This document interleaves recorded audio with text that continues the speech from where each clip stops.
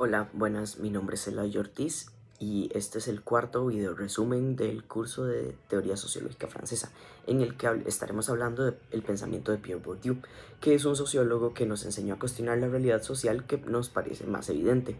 Él mismo resumía su proyecto intelectual con dos palabras que pueden sonar bastante complejas, pero que en realidad son la clave de todo. Él menciona que si tuviese que caracterizar mi trabajo en dos palabras, hablaría del estructuralismo constructivista. ¿Qué significa esta fórmula aparentemente enredada? Significa que Bourdieu quería superar la gran división de las ciencias sociales. El estructuralismo constructivista, estaremos hablando de, por un lado, el estructuralismo y por el otro, el constructivismo.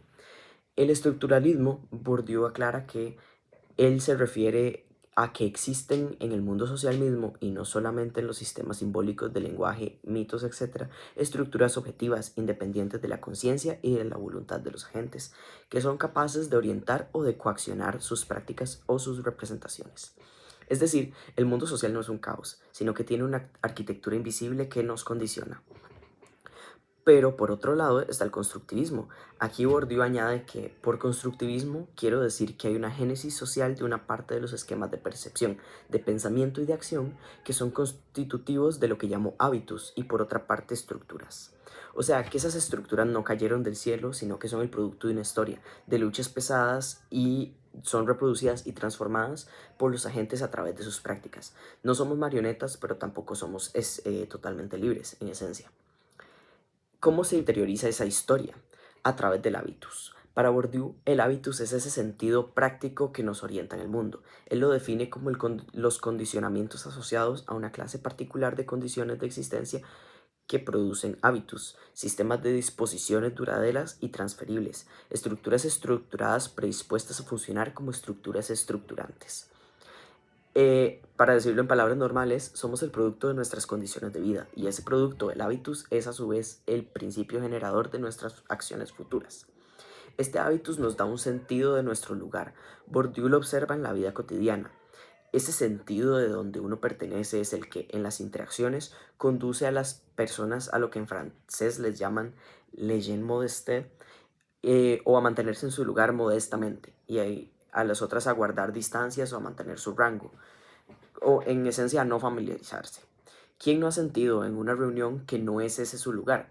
Eso es el hábitus en acción grabado en nuestros cuerpos y en nuestro lenguaje. El campo como espacio de juego social.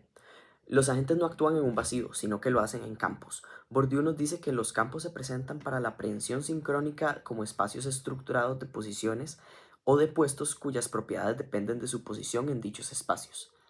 Por ejemplo, pensando en el campo artístico o el científico o el religioso, cada uno es un universo con sus propias reglas, sus propias apuestas o lo que Bourdieu llama su capital específico.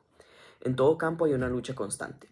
Por un lado, los que dentro de un estado determinado de la relación de fuerzas monopolizan el capital específico se inclinan hacia estrategias de conservación, es decir, defienden la ortodoxia.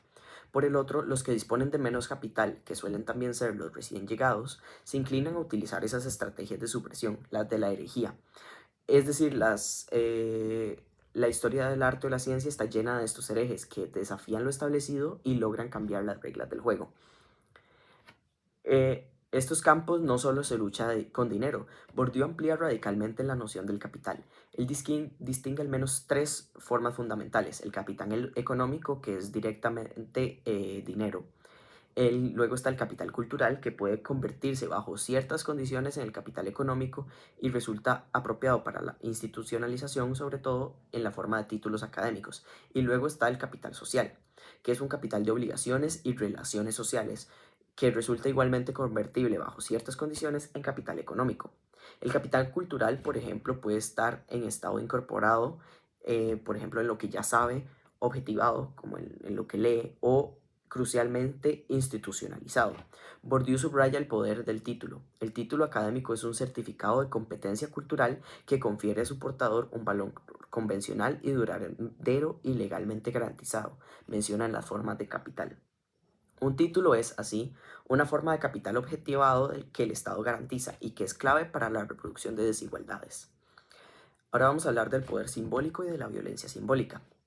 ¿Cómo se mantiene un orden social que con frecuencia beneficia a muy pocos? No solo con la fuerza, sino también con el poder simbólico. Este poder es el de construir la realidad, de hacer ver el mundo de cierta manera. Bourdieu explica que la legitimación del orden social no es el producto, como algunos creen, de una acción deliberadamente orientada de propaganda o de imposición simbólica. No es una conspiración, al contrario, resulta del hecho de que los agentes aplican a las estructuras objetivas del mundo social estructuras de percepción y de apreciación que salen de esas estructuras objetivas y tienden por eso mismo a percibir el mundo como evidente. Es lo que llama violencia simbólica, una violencia que se ejerce con la complicidad tácita de quien la sufre, porque no la ve como violencia, sino como el orden natural de las cosas.